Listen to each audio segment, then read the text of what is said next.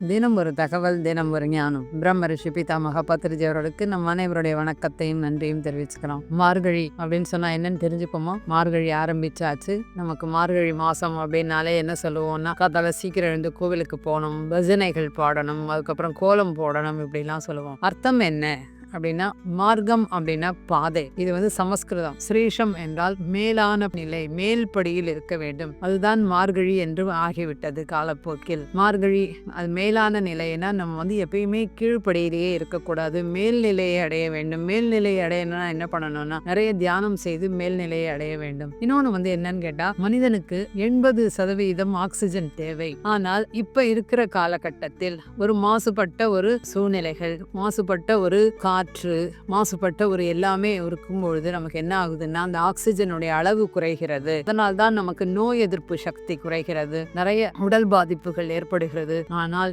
இந்த மார்கழி மாசத்தில் நம்ம விடியற் காலையில் ஏன் எழுந்துக்கிறோம்னா, அந்த ஓசோன் படலத்தில் நிறைய ஆக்சிஜன் இருக்கிறது. அது நம் உடலுக்கு நல்லது. அதனால் தான் நம்ம வந்து அந்த மார்கழி மாசத்துல காத்தால சீக்கிரம் எழுந்துக்கணும் அப்படின்னு சொல்றது. இன்னொன்று வந்து என்னன்னு கேட்டா, கிருஷ்ண பரமாத்மா என்ன சொன்னார்னா, மாதங்களில் சிறந்தது மார்கழி அப்படிங்கிறார். எனக்கு பிடிச்சது மார்கழி அப்படின்னாரு. ஆண்டாள் திருப்பாவை பாடியது. திருப்பாவை பெருமாள் கோவில்கள் எல்லாவற்றிலும் திருப்பாவை அப்படின்றது பாடுவாங்க. அதில் ஒவ்வொன்றும் ஒவ்வொரு அர்த்தம் இருக்கும். ஆண்டாள் வந்து பாத்தீங்கன்னா, கூடி இருந்து குளிர்ந்தேலோர் எம்பாவாய் அப்படின்னாங்க. என்ன அர்த்தம்னா, ஒவ்வொருத்தரையா காத்தால சீக்கிரமா எழுப்பி கூட்டிட்டு போவாங்களாம்.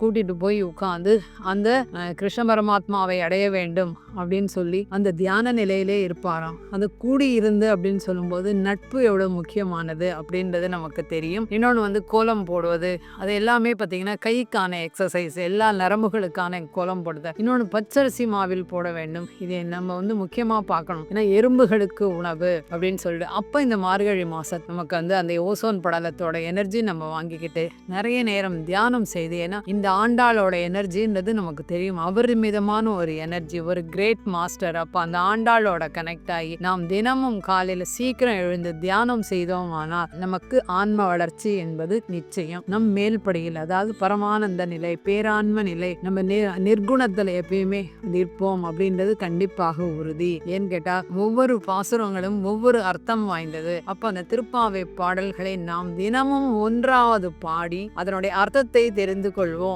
ஏன்னா அர்த்தம் தெரிந்து நாம் செய்ய வேண்டும் எந்த ஒரு விஷயத்தையும். அதனால் தொடர்ந்து தியானம் செய்து அந்த திருப்பாவையை நாம் அதில் இருக்கும் கருத்துக்களை, ஞானங்களை நாம் புரிந்து கொள்ள வேண்டும். இது வந்து இந்த மார்கழி மாசத்துல ஒரு சவாலா எடுத்துப்போம். நம்ம 30 நாள் 30 மிக எளிமையானது. ஒரு நாளைக்கு ஒரு பாசனம் படிச்சு அர்த்தம் படிச்சோம் அப்படின்னு சொன்னா நமக்கு ஞானம் கிடைக்கும். அப்ப வந்து என்ன ஆகும், அந்த மார்கழி எனர்ஜி சொல்லவே முடியாத ஒரு எனர்ஜி. அதனால் தொடர்ந்து தியானம் செய்வோம், ஞானம் பெறுவோம். மார்கழி என்பது நல்ல ஒரு மாதம், பீடு உடைய மாதம் அப்படிம்பாங்க. கிருஷ்ண பரமாத்மாவுக்கு பிடித்த மாதம் மார்கழின்னு சொல்லும்போது எவ்வளவு அற்புதமான ஆற்றல் நிறைந்த மாதம். நிறைய நேரம் அதில் தியானம் செய்வோம். ஆண்டாள் எனர்ஜியோட கனெக்ட் ஆகும். நன்றி.